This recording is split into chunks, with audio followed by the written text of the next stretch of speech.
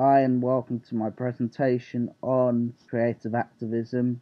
You can find the majority of my work on my blog, which is linked in the PowerPoint. Task 1 required us to create a photograph that was visually striking and try to convey a message to multiple people.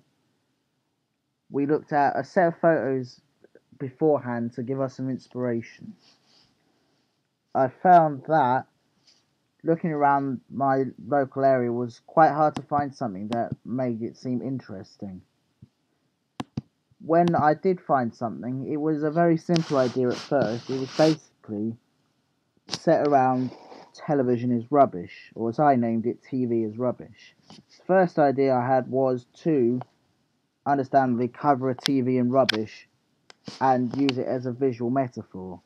However, I found that this was a little bit harder than I expected, as I found it hard to stick the rubbish onto the TV and to make it look realistic and portray the meaning I wanted it to.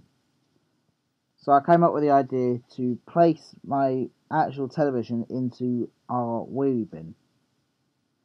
This was different, as it very clearly was a wheelie bin, and you could very clearly see that it was covered in rubbish bags.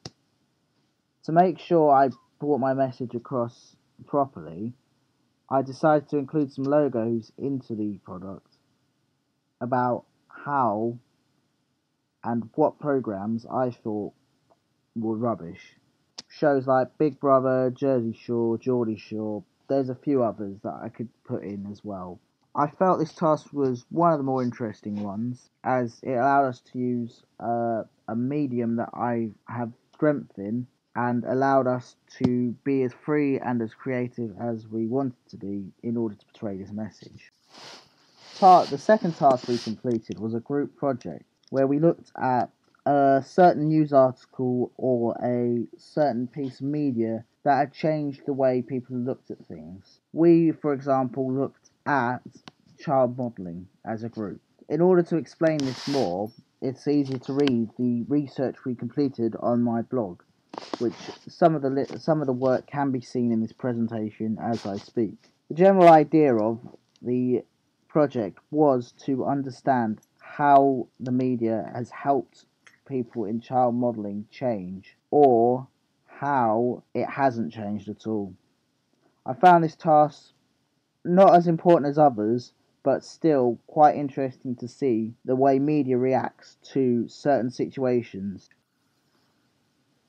Task 3 was an interesting task, as it required us to use culture jamming to remodel a image or a logo or an advert and change the meaning of it completely.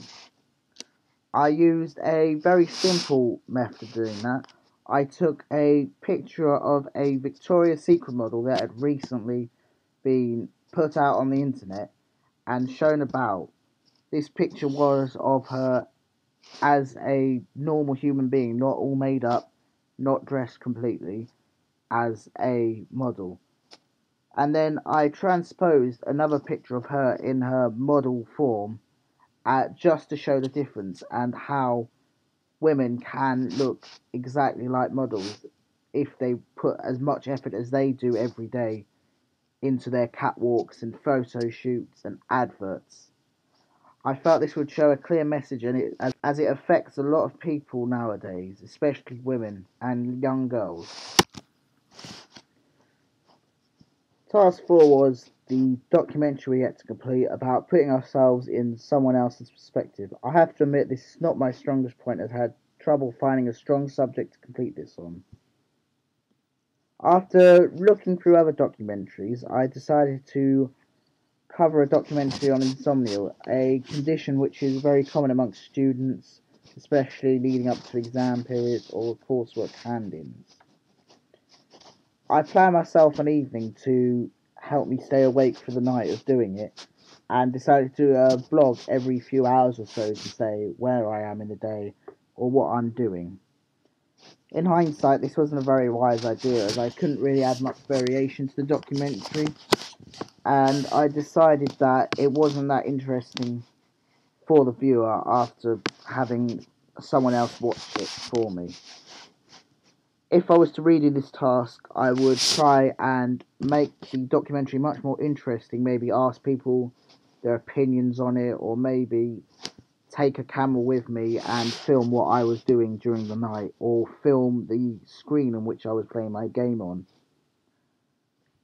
I think that sums up my documentary experience quite well, as I've never found documentary as one of my strongest points. Task 5 was an interesting task for me, as I am very keen on viral media.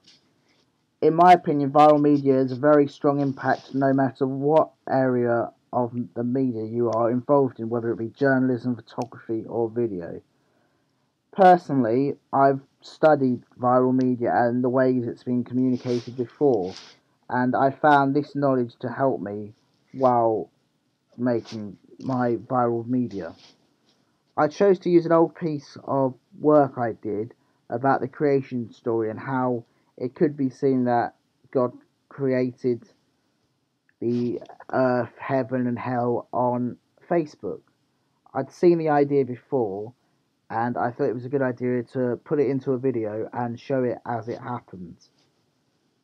To make sure I spread it enough around the internet, I used all the platforms of social media I have available that I have joined. I used Twitter, Tumblr, Facebook, and even Google Plus, although I don't have as many people on Google Plus as I have on everywhere else.